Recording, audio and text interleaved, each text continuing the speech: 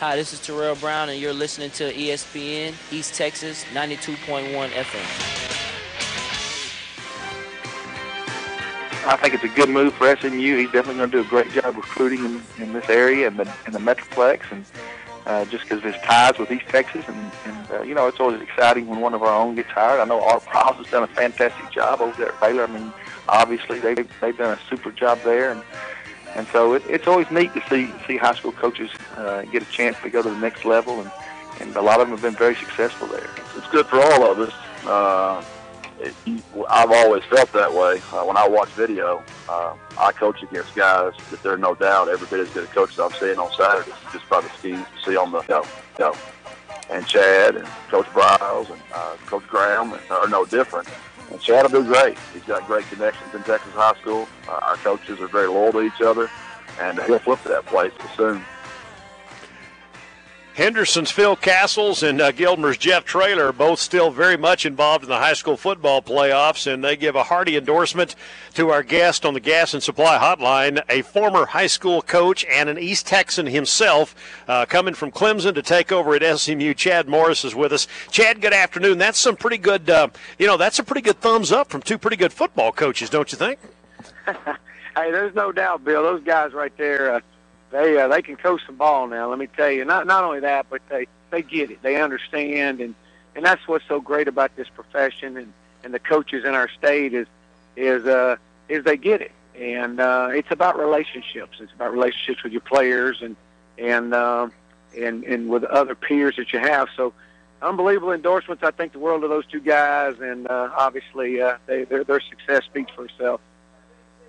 They mentioned Todd Graham, who's, of course, doing very well at Arizona, and we know what Art Briles is doing at Baylor, and, of course, you're now, as a former high school head coach, taking over the program at SMU. What is it about the coaches in Texas high school football and the competition that prepares guys to make the kind of moves that you guys have made? There's some pretty good coaches out there, aren't there? Well, let me tell you, there's some coaches out there that can do this job and can coach at this level. They're all across the state, and the reason is like I shared earlier, is they get it. They understand the importance of building relationships. They understand, because when I was coaching in high school football, not only just like dealing with college in college football is, it's important to the faculty to see the college coaches there and over into the academic center and knowing that the faculty and the professors know that there's support there from the coaches, that if they're having problems with athletes in the class, that there's going to be help, that they know it's not being, things being said on deaf ears. And so no different than high school. It's about relationships. I can't tell you the number of times that I'd sit down at the bus barn and talk to the transportation director and drink a cup of coffee with him just to build that relationship, because at some point in time we're going to need each other. And going out and dealing with faculty and administration and you just understand. And in the end, it's about the way the kids perform and play for you. And if there's a genuine respect, a genuine care, and they know you care about them, then they're going to play above and beyond, not to disappoint you. And that's pretty much the way I've kind of based my entire coaching philosophy since I've been started out coaching is, how can I get that person to believe in me as a coach? Because if I can do that, I know he's going to be above and beyond the type of player that he ever thought he could be. Now, you've been coaching, of course, and very successful as the offensive coordinator at Clemson, so I know that was a great job, and you've always said that it would take a special job for you to leave Clemson, and this is that job. Now, I guess the obvious comparison, you take over at SMU, but you're sitting here watching what TCU and Baylor are doing right now, and both of those teams, in some ways, are like SMU. They are private schools with fan bases, who want to win. So, how can SMU? What do you have to do for SMU to become a Baylor and a TCU? Well, I think the first thing you got to do is you got to get the student body involved. It's got to be important to the student body. It's got to be important. They've got to take pride in their school. They've got to take pride in what's being built there, and the alumni the faculty. And again, it's a process of everyone joining arms and pulling in the same direction and doing this thing together. And I shared with them when they flew out to Clemson a week and a half ago, 2 weeks ago, to talk with me. I shared with them. I laid my vision out, and my exact statement was, if you think that we're going to turn this program around just by hiring Chad Morris and sprinkling some dust on it, or putting a few pictures on the wall, or painting a wall or two, and think that it's going to get flipped because of that, it's not. And don't bring my family into it. We're not going to bring anybody else's family into it that's involved and associated with me, because it's far more than just me. Let's do it the right way. And not only has TCU been 20 minutes up the road from SMU, but they're 20 years up the road from SMU in some regards as well. And so I'm not saying we got to make up that gap in over the course of a year or 2 years, but there's got to be a plan in place. There's got to be a process, and you got to share my vision. You got to see my vision.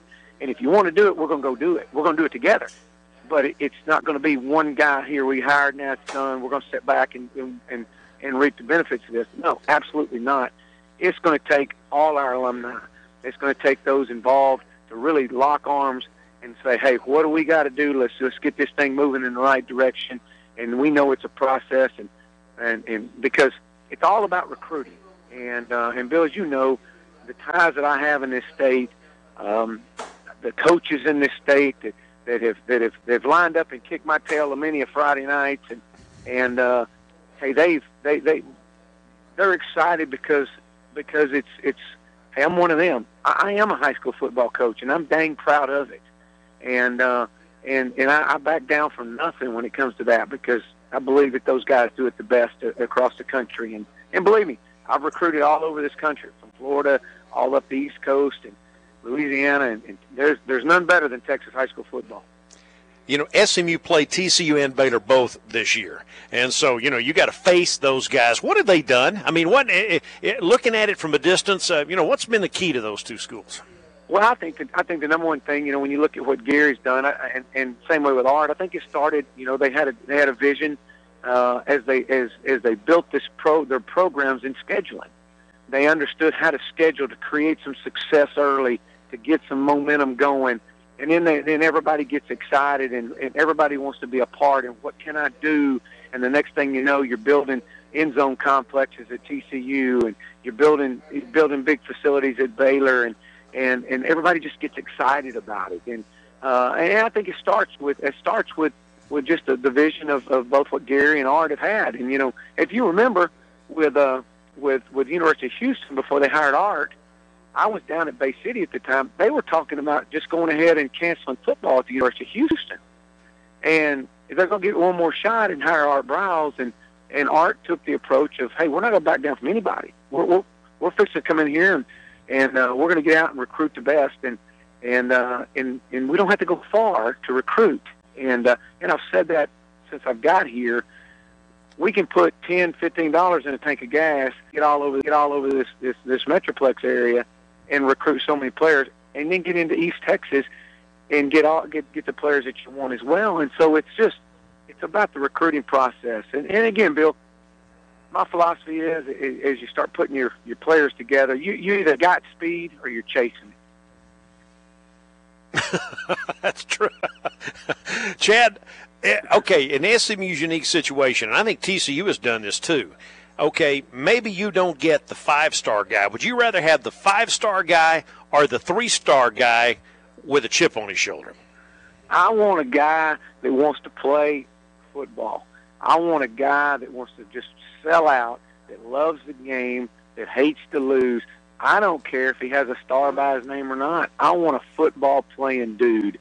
And that's, being in this now for 5 years, everybody gets so caught up with how many stars this guy has, how many stars that guy has.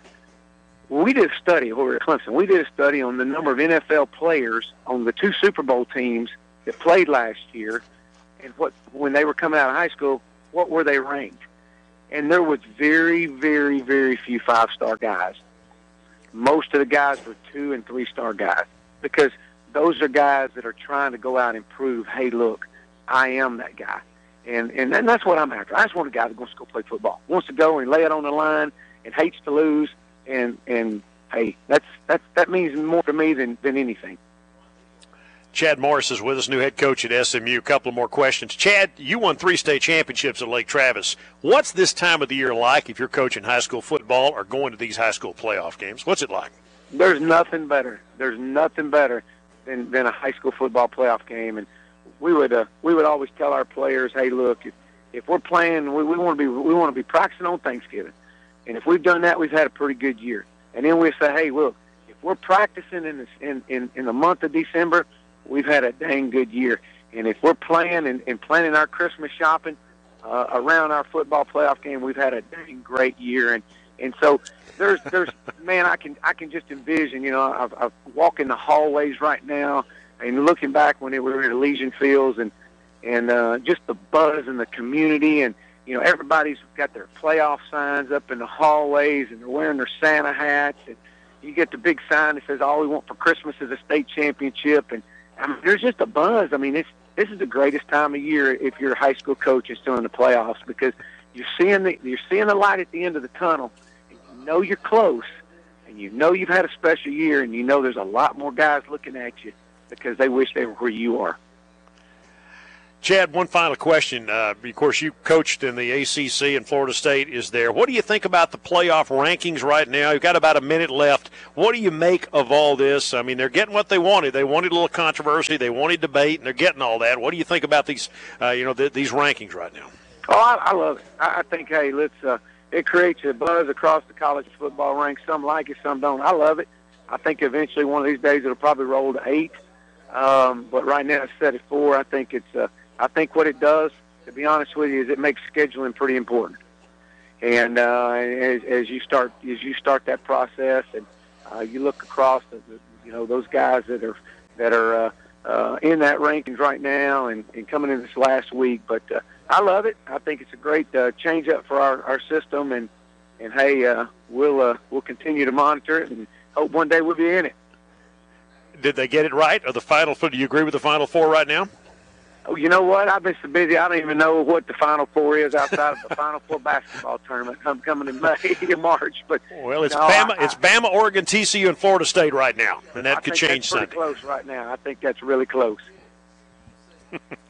I know you're busy, buddy, and I do appreciate it, Chad. We'll talk to you soon, okay?